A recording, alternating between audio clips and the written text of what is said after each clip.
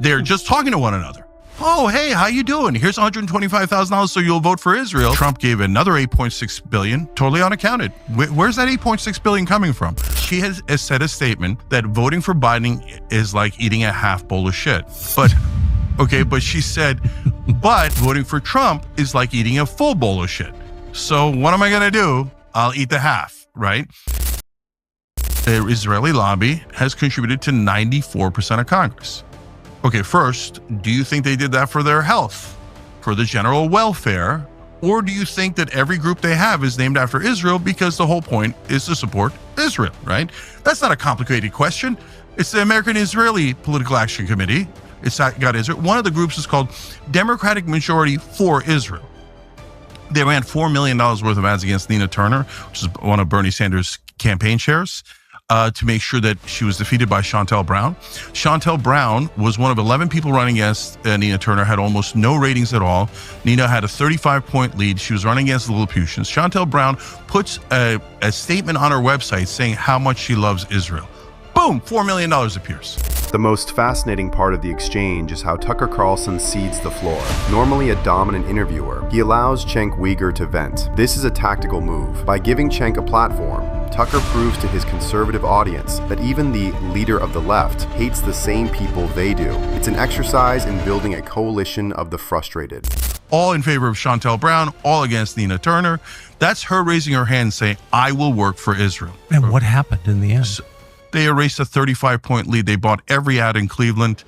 And most importantly, they got mainstream media to say, now remember, Nina Turner hates Joe Biden, so she loves Donald Trump. Now, that's Cleveland voters. They don't want that, right?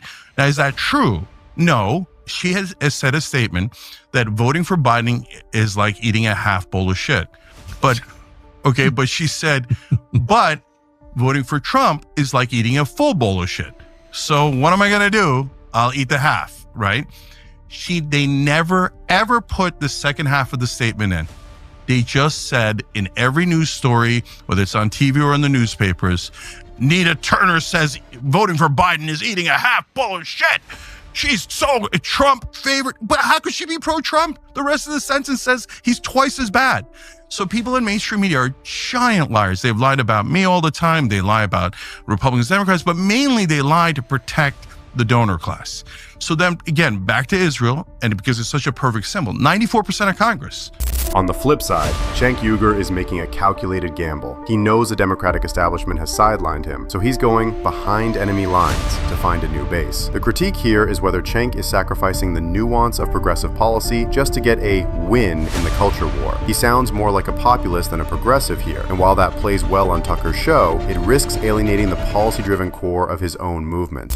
It's not 34%. You add 34%, you can say, yeah, they have a lot of control. That's a lot of money that they're giving to a third of our Congress. At 64%, you'd say, come on, they have enormous power, if not control. At 94%, it's clearly control.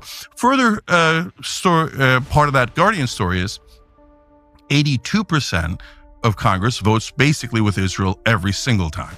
That 82% on average gets 100, just in that last election cycle, let alone all the other ones, $125,000 per member of Congress. Now, establishment media says that's not a bribe. They're just talking to one another. Oh, hey, how you doing? Here's $125,000 so you'll vote for Israel. But it's not so you'll vote for Israel. It's so you can have a better debate or whatever. And they're like, of course, that's not a bribe. And they don't control those members. Well, how come they vote with Israel every single time? Why don't you follow the money? I thought the old adage of journalism was follow the money. And every time we ask you to follow the money, you call us an anti-Semite. That's really, really weird. That's a super weird thing to do.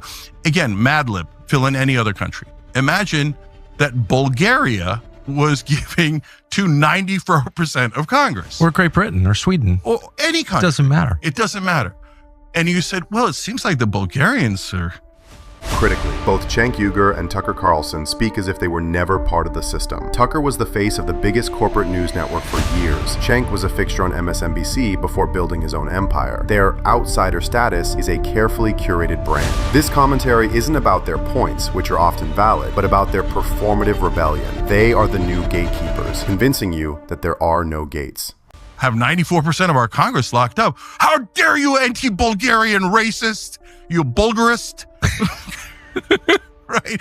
It would be absurd. It would be absurd. So of course you have to point this out. So, and what have they gotten in return for the hundreds of millions that AIPAC and other Israeli lobby organizations have put into Congress? And at this point, they've probably put in over $1 billion collectively over all those years.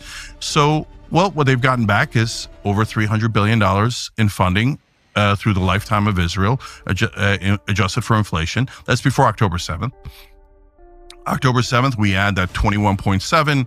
You could argue 10 or 12 billion more for the wars we're fighting for them. Those are not free. Every time we drop a bomb on Iran or Yemen or Nigeria, it costs us money. Or Iraq. Or Iraq. That's why we did that. Yeah. But look, if you get into that, the global war on terror, which is, if we're being honest, the global war against Israel's enemies, costs us $8 trillion. Right. So Israel's lucky if we don't count that 8 trillion. It's why we're bankrupt. Yeah. I mean, here we are at 38 trillion. And Tucker, that's the other amazing part. Ultimately, the Cenk Uygur and Tucker Carlson meeting is the ultimate crossover episode. It proves that in the 2020s, anti-establishment is a more powerful currency than left or right. They've identified the target, but as long as they avoid discussing the actual roadmap for change, this conversation remains a very loud, very entertaining circle. So now in the last 2 weeks, Trump gave another $8.6 billion, totally unaccounted. Where's that $8.6 billion coming from? Did anybody ever vote for that $8.6 billion? And then unabated, he gave another $3.3 billion. Where is this money coming from? Is anybody voting on this? What is going on?